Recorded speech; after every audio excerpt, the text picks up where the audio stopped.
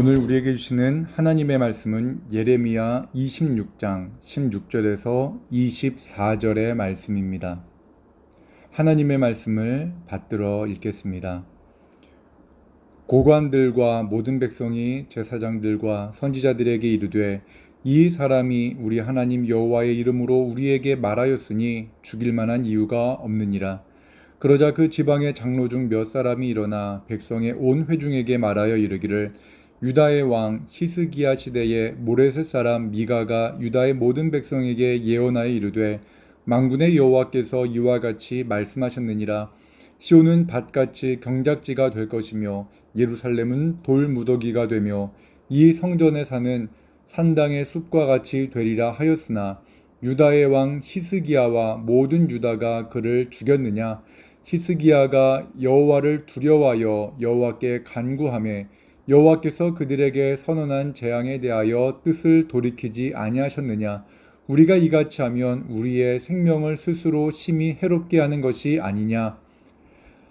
또 여호와의 이름으로 예언한 사람이 있었는데 곧 기럇 여아림 스마야의 아들 우리야라. 그가 예레미야의 모든 말과 같이 이 성과 이 땅에 경고하여 예언하며 여호야김 왕과 그의 모든 용사와 모든 고관이 그의 말을 듣고서 왕이 그를 죽이려 하며 우리야가 그 말을 듣고 두려워 애굽으로 도망하여 간지라.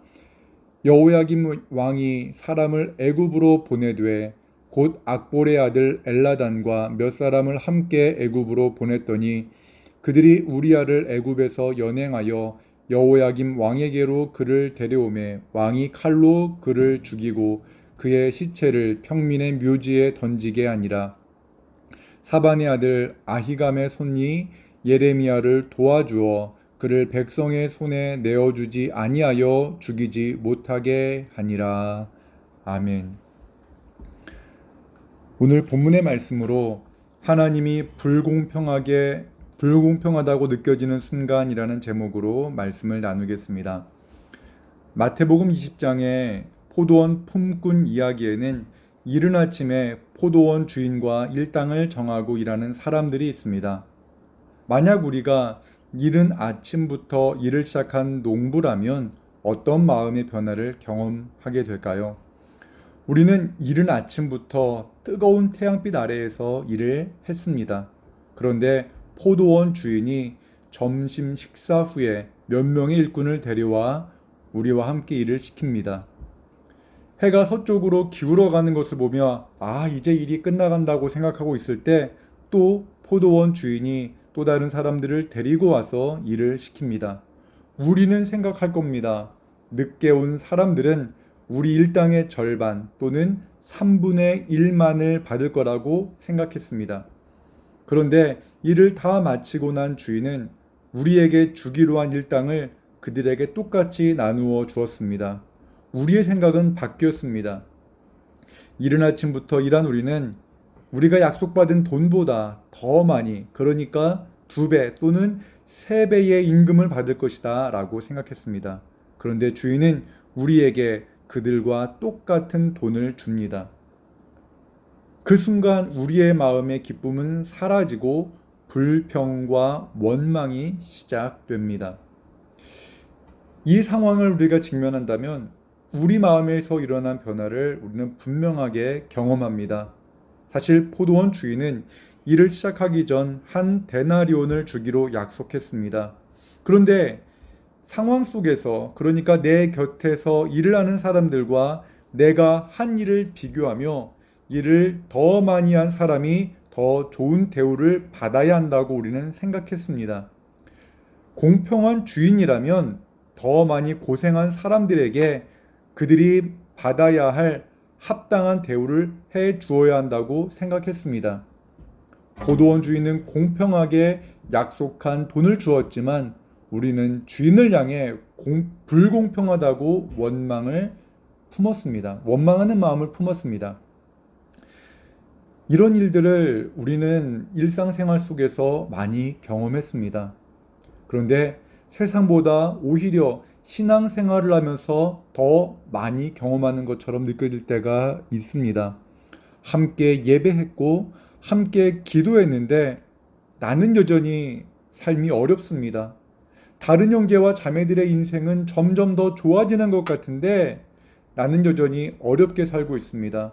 내가 더 열심히 기도하고 봉사도 더 많이 하고 있는데 우리의 자녀들은 여전히 힘겹게 살아갑니다.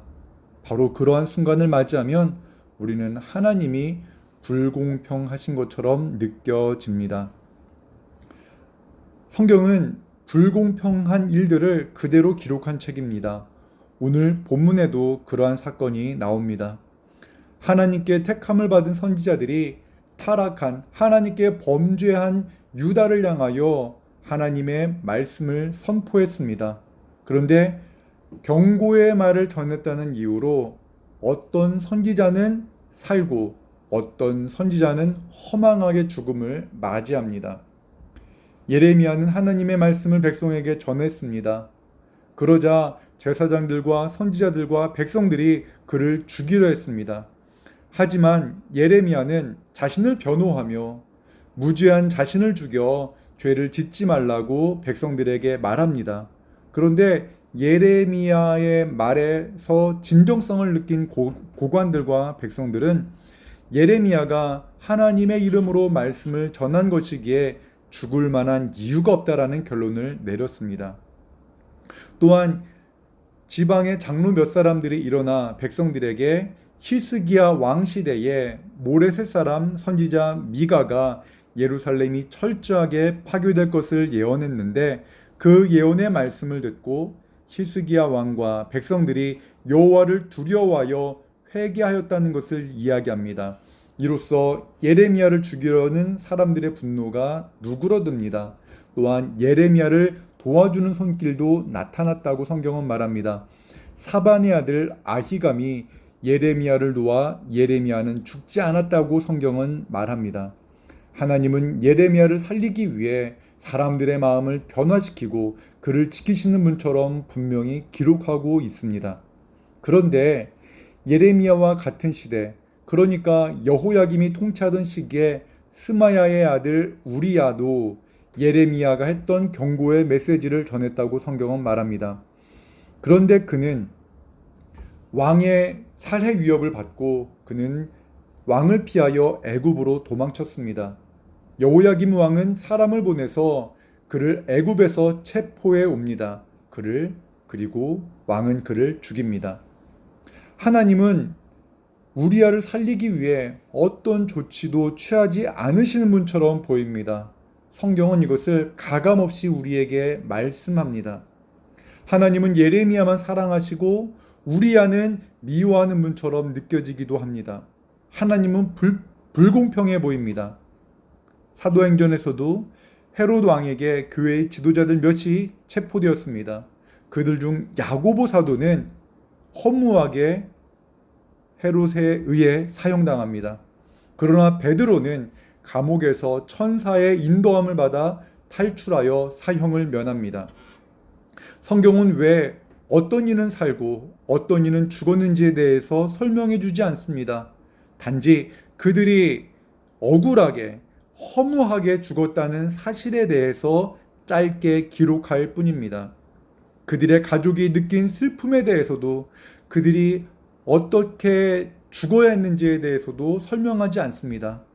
그런데 야고보, 즉 자신의 형 야고보가 감옥에서 허무하게 순교하는 슬픔을 겪었던 사도 요한이 기록한 요한계시록 7장 17절에서 주님은 이렇게 말씀하십니다.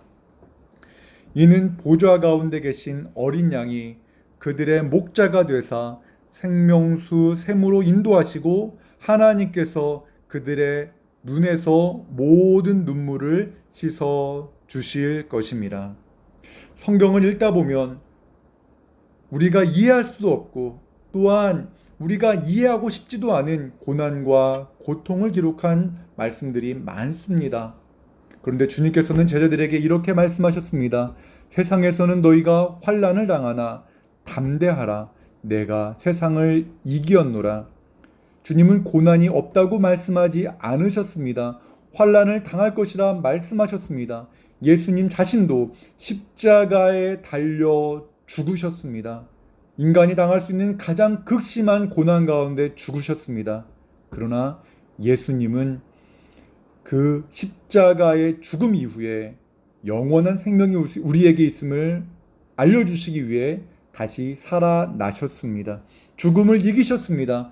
환난을 겪은 후에 예수님께서 경험한 승리가 우리에게도 있을 것이다 라고 말씀하시며 세상에서는 너희가 환난을 당하나 담대하라 내가 세상을 이겼노라 우리에게 말씀하십니다.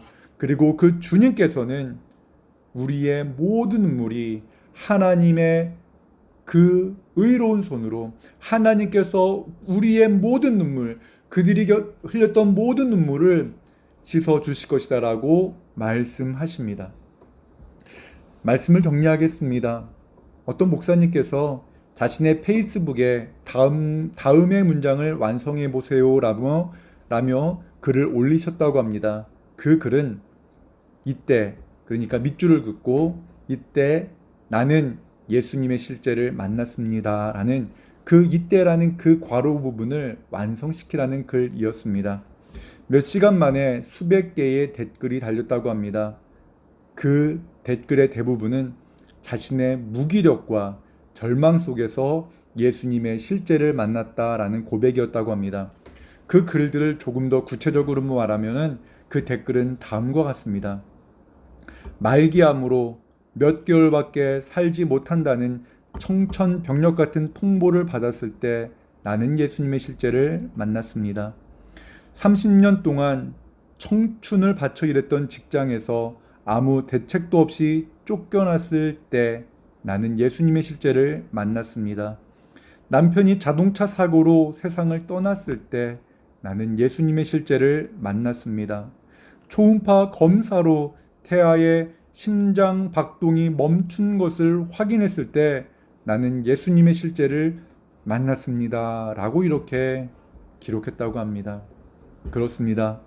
대부분의 사람들이 인생 끝에 이르렀을 때 비로소 예수님을 실제로 계신 분이심을 믿게 되었다라고 고백합니다. 사랑하는 성도 여러분, 하나님은 오늘도 우리와 함께 하십니다. 오늘도 우리를 지키십니다. 힘겨운 이 시간을 통하여 예수 그리스도의 살아계심을 우리로 하여금 경험케 하십니다. 주님은 우리에게 말씀하십니다. 내가 끝났다고 바로 생각하는 바로 그 순간에도 나는 너와 함께 하노라 우리 주님은 말씀하십니다. 하나님은 절대 불공평하지 않습니다. 몸을 제대로 쓸 수 없었던 지체장애인 송명희 씨도 나라는 시에서 하나님은 공평하신 분이다라고 고백했습니다. 오늘 여러분이 마주한 현실이 아무리 힘들고 어렵다 하더라도 사랑의 하나님, 은혜의 주님은 우리와 함께 하신다는 이 사실을 믿으시는 오늘 하루가 되기를 주님의 이름으로 축원합니다. 아멘. 기도하겠습니다. 사랑과 은혜 하나님, 이 시대를 보면 하나님이 어디 계신지 도대체 모를 때가 많습니다. 우리 자신의 인생을 돌아보면 하나님이 너무 불공평하게 느껴지기도 합니다. 그러나 주님, 오늘 우리에게 주신 생명의 말씀을 통하여 성도님들에게 새 힘을 허락하여 주시옵소서.